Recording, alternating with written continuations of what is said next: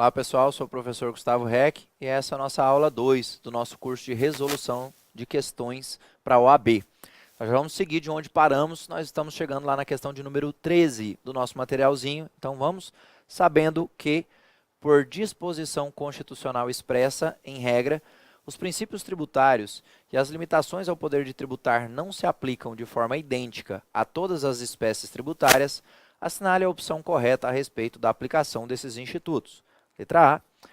Apenas aos impostos estaduais, aplica-se o princípio que proíbe o estabelecimento de diferença tributária entre bens e serviços de qualquer natureza em razão de sua procedência ou destino. Letra B. A aplicação do princípio da não vinculação de receita à despesa específica é limitada aos impostos. Letra C. O princípio da capacidade contributiva aplica-se sempre e necessariamente aos impostos. D. O princípio da anterioridade do exercício atinge de forma ampla as hipóteses de empréstimos compulsórios previstos no texto constitucional. O que essa questão fez? Ela fez um apanhadão aí com você sobre princípios de maneira geral. E ela trouxe alguns princípios, como o princípio da não diferenciação, o princípio da não limitação, e na verdade da não aplicação de recurso vinculado. Já vem a resposta dessa questão em cima de uma frase que eu comentei com você em blocos anteriores. Lembra da historinha que eu falei assim, ó, o tiozão lá que fala que paga o IPVA porque a rua tá cheia de buraco e paga o IPVA e tá tudo errado. Não é assim que funciona, porque IPVA é imposto e imposto não tem vinculação de receita. A gente já leu algo muito próximo disso ali. Só que nós vamos pegar assertiva por assertiva, justamente para a gente discutir todos os princípios que apareceram, para que a gente possa tirar as informações relevantes sobre esses princípios. Claro que fica mais fácil para a gente identificar os erros. Então, na letra A, ele falou o seguinte: apenas aos impostos estaduais aplica-se o princípio que proíbe o estabelecimento de diferença tributária entre bens e serviços de qualquer natureza. Eu vou aproveitar isso aqui para a gente fazer um desenho, gente. O princípio da não diferenciação, que é esse aí que ele falou, ele está lá no artigo 152 da Constituição. Ele é um princípio que é voltado para estados, municípios e DF. Quando você lê o texto lá do 152, está escrito assim, ó: é vedado aos estados, municípios e DF estabelecerem diferenças tributárias em vista da procedência ou destino do bem, mercadoria ou serviço. Então veja que ele falou aqui que é só para estado. Não, é para estado, município e DF, tá? Eu vou aproveitar aqui o desenho para mostrar para você como que isso poderia ser trabalhado. Na verdade, eu vou dar um não fazer aqui para você ver. Vou pegar o imposto do estado aqui como exemplo, o IPVA. Vamos imaginar que você tem um veículo importado e do lado de cá tem um veículo nacional. E que esse veículo importado tem um valor de R$ 100.000 e o nacional também. Aí a pergunta é a seguinte: pode o Estado estabelecer que a alíquota desse veículo importado é de 4% e que o veículo nacional teria uma alíquota de 2%? A gente vai ver que não, por causa do princípio da não diferenciação. É vedado aos estados, municípios e DF estabelecer diferenças tributárias em vista da procedência ou destino do bem. Não é porque esse é importado e esse outro é nacional que ele pode botar uma alíquota maior ou menor, tá bom? A proteção da indústria nacional vem aqui, gente, no veículo importado, porque ele paga mais IPI do que o veículo nacional. Ele paga imposto de importação que o veículo nacional não paga, tá? Então esse é o princípio da não diferenciação, o que apareceu na letra A, mas ele falou aqui para a gente que só aplica aos estados. Não, senhor. Estados, municípios e DF. Letra B. A aplicação do princípio da não vinculação de receita à despesa específica é limitada aos impostos. Achou? É a frase lá do negócio do IPVA. E aí, essa ideia, gente, de limitação e vinculação da receita, você enxerga em cima das 5 espécies tributárias menos no imposto. Como, professor? O fato gerador do tributo, ele te ajuda na maioria dos casos. Olha só, qual que é o fato gerador de uma taxa? É a prestação de um serviço público específico e divisível, potencial ou efetivo. Falamos sobre isso. Então, se o serviço é público, tem um Estado em sentido lato do lado de lá, que está prestando um serviço e eu, de cá, contribuinte, estou contraprestacionando, pagando uma taxa. Estado e contribuinte. Olha o fato gerador da terceira espécie, contribuição de melhoria. É uma obra pública que valoriza o imóvel do contribuinte. Então, se a obra é pública, tem um Estado em sentido lato de lá, que realiza uma obra, que se ela valorizar o meu imóvel, eu, contribuinte de cá, pago. Então, mais uma vez, essa contraprestação. A quarta espécie tributária é empréstimo compulsório.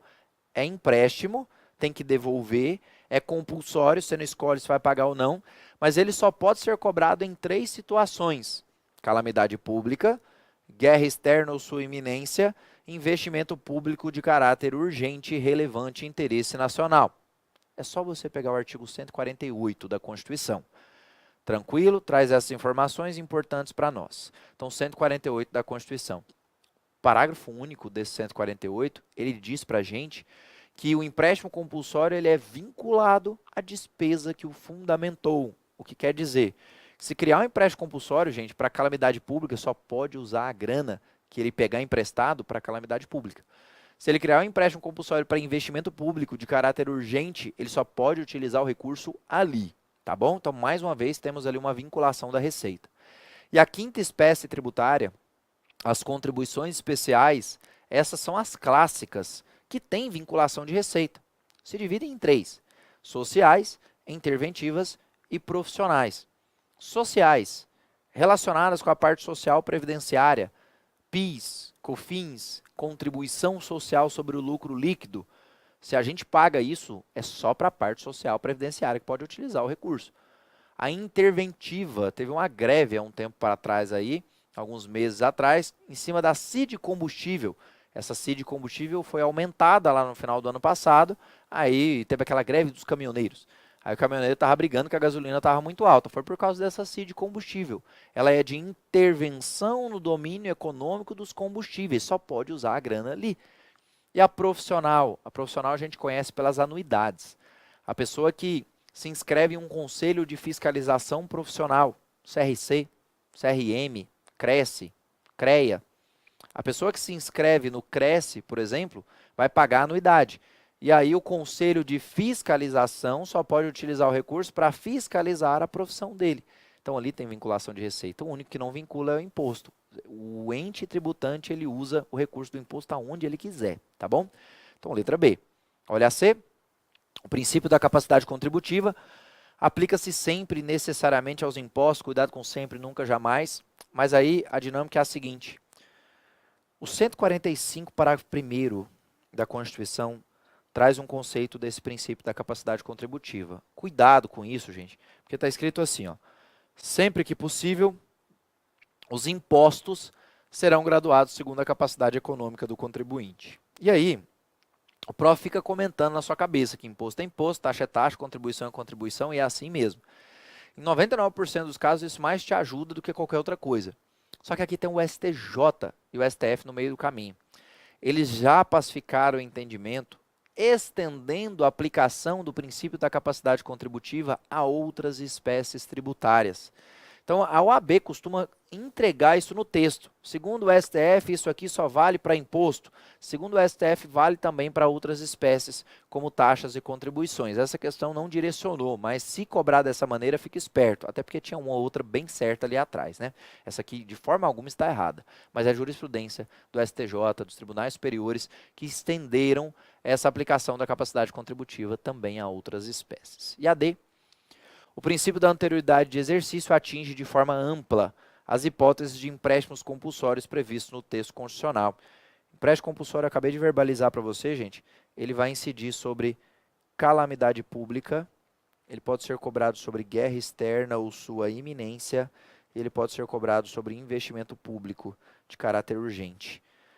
Para calamidade pública, não respeita a anterioridade e a noventena. Representa uma exceção à anterioridade e à noventena. Vou colocar como exceção aqui que fica melhor. Então, isso representa a exceção à anterioridade e à noventena, para a guerra também. E cuidado, que para investimento público de caráter urgente, isso aqui é regra, tá? Não é exceção. Então, quando ele falou ali para a gente que o princípio da anterioridade atinge de forma ampla as hipóteses de empréstimo compulsório, ele está falando para você que deve respeitar a anterioridade na calamidade, na guerra e no investimento. Só respeita para investimento, tá? Se criar um empréstimo compulsório que tem como fundamento calamidade pública ou guerra externa, Como não respeita esses dois aqui, você vai ver que a cobrança poderá ser imediata.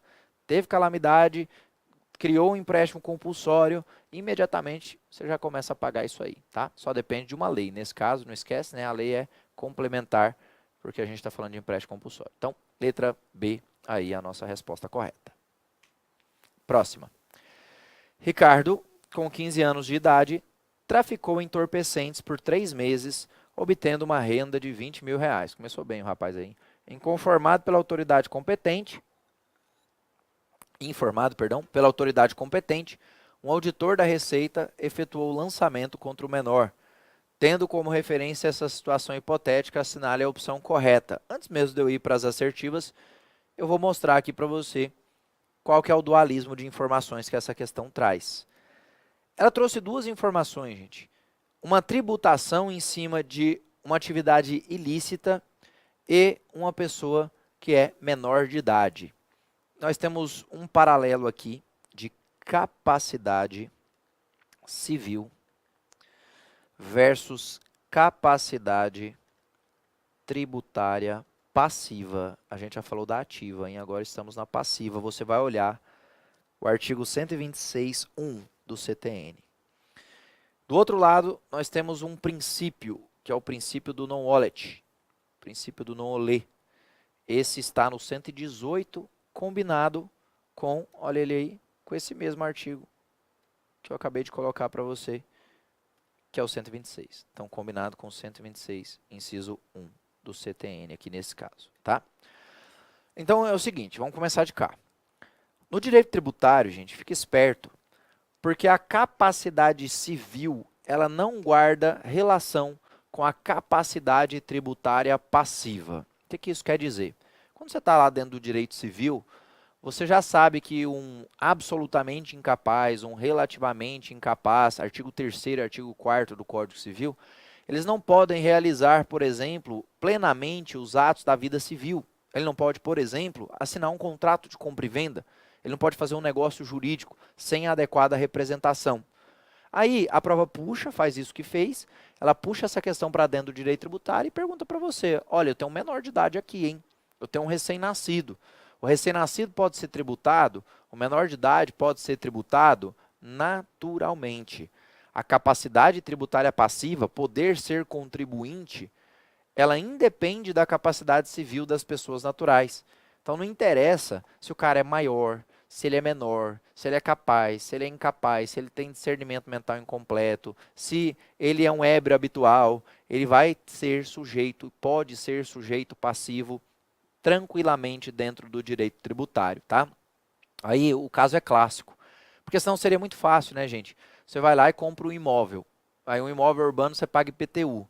Se você registra no seu nome, você é maior de idade, você vai pagar o IPTU. Aí eu tenho um filho aqui recém-nascido, então vou colocar lá no nome dele, porque ele não tem capacidade civil e ele não vai pagar. Todo mundo ia fazer isso. Então é por isso que a legislação já foi trabalhada dessa maneira. E é só não viajar, né? Ah, professor, não quer dizer que o menor de idade, o recém-nascido, vai pagar imposto de renda? É só quando realiza o fato tirador do tributo, como é que ele vai ter renda? Então, é só você não ficar viajando, né, no exemplo da sua questão. Mas, vamos lá, ela puxa um pouquinho para o outro lado em uma atividade ilícita. E a pergunta seria essa, se a atividade ilícita pode ser tributada naturalmente, o princípio do non-olet. Ele diz para a gente que o dinheiro não tem cheiro. E aí tem um julgado que abriu o precedente que fala assim, ó, é legítima a tributação de atividades ilícitas ou criminosas. É legítima a tributação de recursos provenientes de atividades ilícitas ou criminosas. Não interessa se a atividade é legal ou ilegal, pode tributar do mesmo jeito. Mais uma vez, meu povo, é uma coisa inerente ao natural. Porque vamos imaginar o seguinte, você trabalha todo dia, toda hora, você está estudando igual um doido aí para poder passar na sua prova do AB, depois você vai advogar e etc. E aí vem e fala que a atividade ilícita não vai ser tributada e a lícita sim, você vai parar de fazer atividade ilícita e vai plantar maconha, vai fazer coisa ilícita aí, porque não tributaria. E aí, mais uma vez, a história da viagem. Professor, quer dizer que o traficante, então, ele vai ter que declarar o imposto de renda dele? O cara trafica droga, você acha que ele vai declarar o imposto de renda dele? Não, mas se identificar que ele teve renda proveniente do fruto do tráfico de entorpecentes, ele será tributado imposto de renda, sem prejuízo da parte penal, da parte civil e etc. Tá? Esse é o princípio do knowledge. Não interessa se é lícita ou se é ilícita, tributa igual. E do lado de lá, aquele paralelo que nós vimos, a capacidade tributária passiva independe da capacidade civil das pessoas naturais. A prova costuma fazer essa junção. Ou, gente, ela faz o que a OAB já fez também. Ela fala assim, ó, não vai caber tributo, vai caber multa. Quando a gente não paga um tributo, já vimos, cabe tributo, cabe multa, cabe tudo. Ela vai falar para você que vai ser assim, ó, não vai caber tributo, mas vai confiscar essa renda. É vedado o confisco, artigo 150, inciso 4. Ela fica jogando. Eu gostaria que você ficasse bem esperto com o sinônimo que a sua prova cobrou. A prova da OAB, ela falou assim, ó, quando ela contou essa história, que é legítima a tributação proveniente de atividades ilícitas ou criminosas com base no princípio objetivo do fato gerador. O princípio objetivo do fato gerador é a mesma coisa que o princípio do knowledge, tá bom? Então, quando nós temos a junção aqui, um menor de idade que pode ser tributado e uma atividade criminosa que também pode ser tributada. Agora, a gente precisa achar isso aqui, ó. Então, tendo como referência essa situação hipotética, assinale a opção correta. Letra A. O tráfico de entorpecente é ato ilícito, sendo responsáveis pelos prejuízos dele decorrentes nos termos da lei civil, os pais de Ricardo, que deverão recolher o tributo a título de sanção civil. Tributo não é sanção, tributo não é multa, multa não é tributo. O pai do menor de idade, ele é responsável pelo filho, mas não significa que o filho não pode ser tributado. Letra B. A capacidade tributária independe da capacidade civil, de modo que é correto o lançamento contra o menor, lindo, no caso que percebeu remuneração que pode ser considerada renda. Lindo também, porque não interessa se a atividade é lícita ou ilícita, vai tributar do mesmo jeito. Então, a letra B já está certinha. Olha lá, então, capacidade civil pode tributar o menor, ela não tem nada a ver com a tributária, e a ilicitude não retira a tributação. É a B. Vamos ver a C. O tráfico de entorpecente é a atividade que gera proveito econômico, o que justifica torná-lo fato gerador de tributo, não podendo, no entanto, Ricardo, por ser incapaz, sofrer o lançamento, devendo a renda percebida ser imputada aos pais. Não interessa se é menor ou não. D. O tráfico de entorpecente, por ser crime, não pode ser objeto de tributação. Pode sim, pois o pagamento de tal imposto, em tal hipótese, significaria que o Estado estaria chancelando uma atividade ilícita, sendo, portanto, insubsistente o lançamento. Ele chancelaria a atividade ilícita, né, se ele premiasse esse negócio, se ele não tributasse o cara que tivesse uma atividade ilícita, conforme eu comentei, tá bom? Então, letra B de bola. Próxima questãozinha. 15. De acordo com as disposições do CTN, é causa de extinção da exigibilidade do crédito tributário, sossegada essa aqui, letra A, consignação em pagamento. B, reclamações e recursos nos termos das leis reguladoras do processo administrativo. C, concessão de medida liminar ou tutela antecipada em outras espécies de ação judicial. E D, o parcelamento. Bom, gente, nós estamos com essa ideia chegando aqui no crédito tributário. Então, se você se lembra, pela enésima vez da nossa linha, depois do lançamento, crédito tributário, e ela segue o jogo lá, dívida ativa e etc. Então, é aqui que nós estamos chegando. É nesse momento, entre aspas, que o contribuinte vai ser cobrado e ele vai escolher se ele vai pagar ou não o tributo. Então, se ele paga, encerra o problema. Se ele não paga, ele vai ter que pagar o tributo com multa, com juro, com correção, igual nós já vimos. E depois, gente, que esse crédito tributário ele se constitui, ele só vai para 3 lugares. O artigo 139 traz um conceito de crédito aqui para a gente, mas ele só vai para 3 lugares. Ou ele tem a suspensão,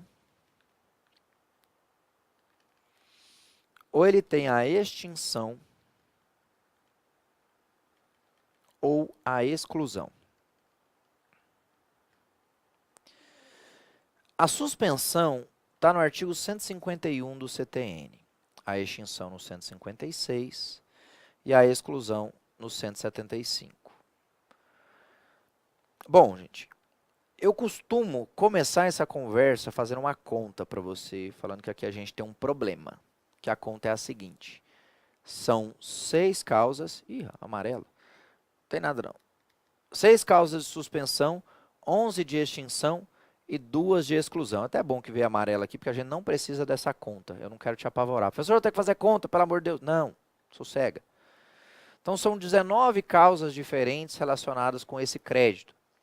Só que o que a prova faz? Ela conta a história dela e aí ela vai perguntar para você, no final das contas, se isso é uma causa de suspensão, de extinção ou de exclusão. Essa foi mais direta, ela pediu para você as causas de extinção do crédito. E aí ela listou ali 4 causas diferentes. Naturalmente, só pode ter uma aí, que é a extinção. Então, qual é a dica que o professor te dá, gente? Você tem que lembrar as causas. Se você não lembra, você não resolve. E aí, para ajudar, né, claro, não tem como, eu nem vou pedir isso para você decorar 19 causas diferentes. Não faz sentido. Então, você vai pegar aqui a que tem menos, que são as causas de exclusão, apenas isenção e anistia. E aqui em cima, vou fazer abrasileirar o negócio aqui, ó. E aqui em cima, que são 6 causas de suspensão, o Eduardo Sabag, doutrinador, bolou uma palavra para ajudar a gente. A palavra é a moderecopa. Moderecopa. Só que não adianta nada saber a palavra se não souber quais são as causas, né? A prova pergunta para você quais são as causas de suspensão do crédito, você escreve lá moderecopa. Que porra é essa? Nada, né? Então, sem apavoro, isso está lá no artigo 151, já registrei ali para você. Eu só vou mostrar quais são os incisos. E o que isso representa? Mo é moratória, é o inciso 1. D é depósito do montante integral, é o inciso 2. Re é reclamação e recurso na esfera administrativa, é inciso 3. Co é concessão de medida liminar em mandado de segurança, é o 4. Co de novo, concessão de antecipação de tutela em ação judicial, é o 5. E pá é o parcelamento. Então, todas as 6 causas que estão aqui no 151. Se não é exclusão, se não é suspensão, por eliminação, será extinção. É isso que nós vamos fazer agora. De acordo com o CTN, representam causas de extinção do crédito tributário. Letra A consignação em pagamento. Apareceu consignação em pagamento no que a gente falou? Isenção e anistia e exclusão. A gente está procurando aqui, ó. Extinção, moratória, depósito do montante integral, recurso. Esse co não é consignação, é concessão de medida liminar ou antecipação de tutela e mandado de segurança ou ação judicial. E parcelamento. Pronto. Se não é suspensão, se não é exclusão, somente será extinção. Extinção é o que nós estamos procurando, consignação em pagamento já é a nossa resposta correta.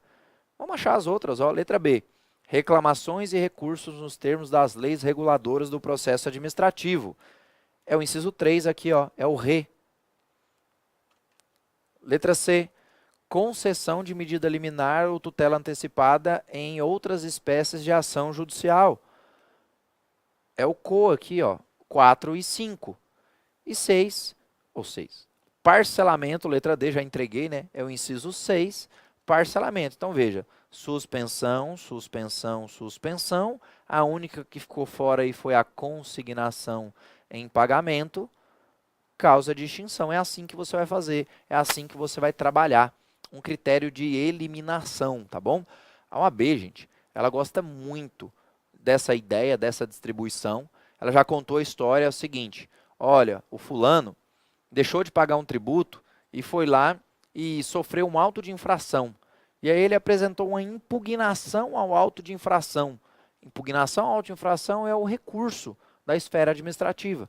Aí ele pergunta para você, isso é causa de quê? Suspensão, extinção ou exclusão? Suspensão. Ela vai lá e fala assim, olha, o cara tem uma empresa, só que a empresa está devendo tributos. Se ela está devendo tributos, ela não tem certidão negativa. Na verdade, a certidão dela é positiva. Só que o cara quer uma certidão positiva com efeito negativo. Cuidado com essa dica. Olha só. Você vai fazer assim, ó, gente. Quem deve tributos tem certidão positiva. Quem não deve tem certidão negativa. E tem uma certidão positiva com efeito negativo. A certidão positiva com efeito negativo tem a mesma validade de uma certidão negativa. Só que para ter uma certidão positiva com efeito negativo, gente, isso só pode ser uma causa de suspensão do crédito. Ou seja, está aqui dentro, ó. Aí a prova vira para você e fala assim, ó a história, deixa eu terminar que eu contei. Ela fala que tem uma empresa, o cara deve tributos na empresa e precisa participar de uma licitação. Para isso, ele precisa de uma certidão positiva com efeito negativo. Aí ele foi lá e celebrou um parcelamento. Aí ele pergunta para você, o parcelamento é o quê? Suspensão, extinção ou exclusão? Seja lembrando o Moderecopa, seja sabendo que parcelamento é causa de suspensão, eu acabei de escrever para você que a certidão positiva com efeito negativo, ela só pode estar relacionada com a causa suspensiva. Então usa isso para você responder esse tipo de questão que a sua prova simplesmente adora e cobra sempre, tá bom? Próximo bloco, a gente segue nosso jogo.